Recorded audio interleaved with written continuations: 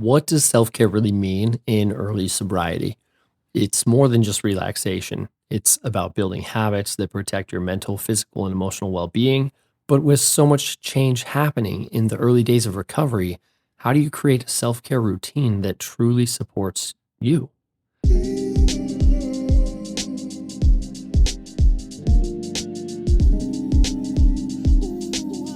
Welcome back to the Quit Drinking Alcohol podcast. I'm Dylan, and I'm here to help you navigate sobriety and build a life that feels fulfilling and sustainable.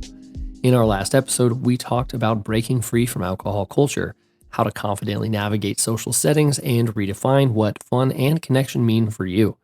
Today, we're focusing on self-care in early sobriety, why it matters, how to make it a priority, and simple but powerful strategies to help you feel grounded, healthy, and strong as you move forward in your recovery.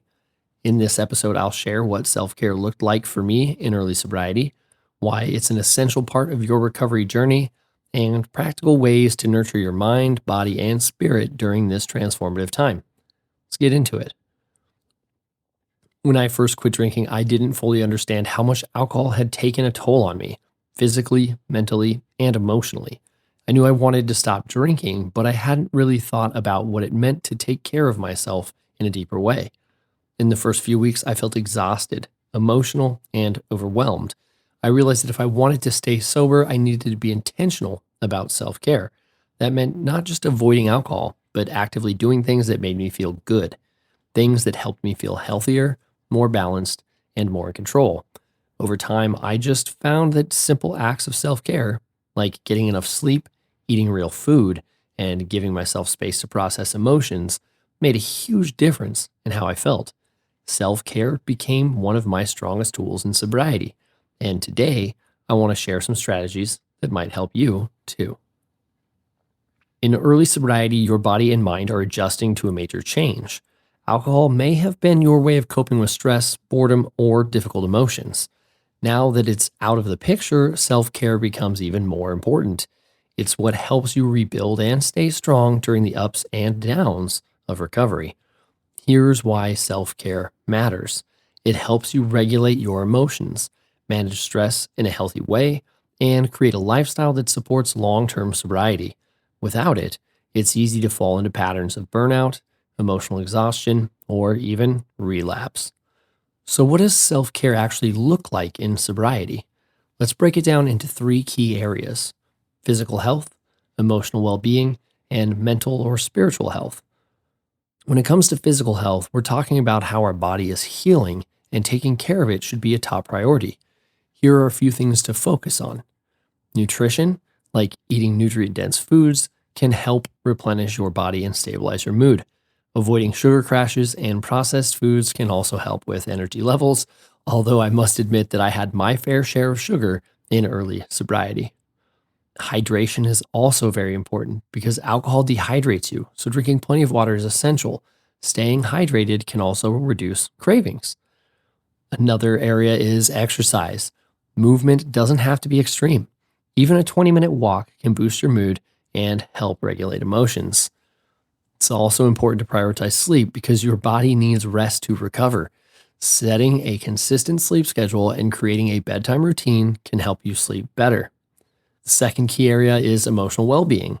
Sobriety brings up a lot of emotions, and taking care of your mental health is just as important as your physical health.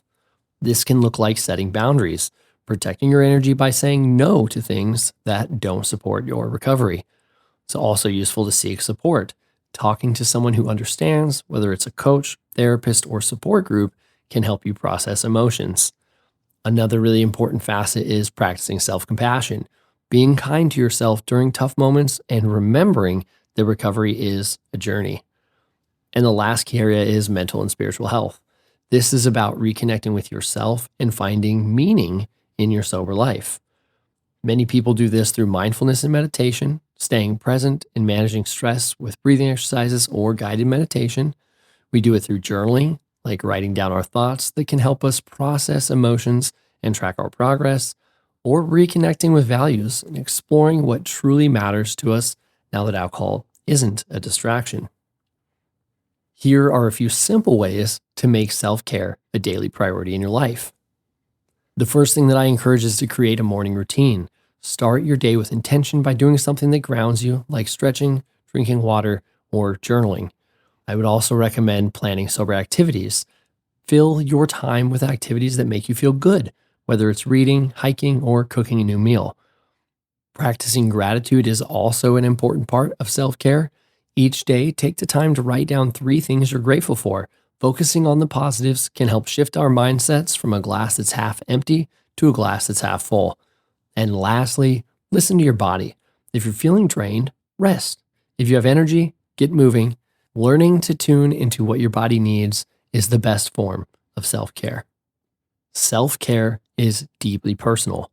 What works for one person may not work for another.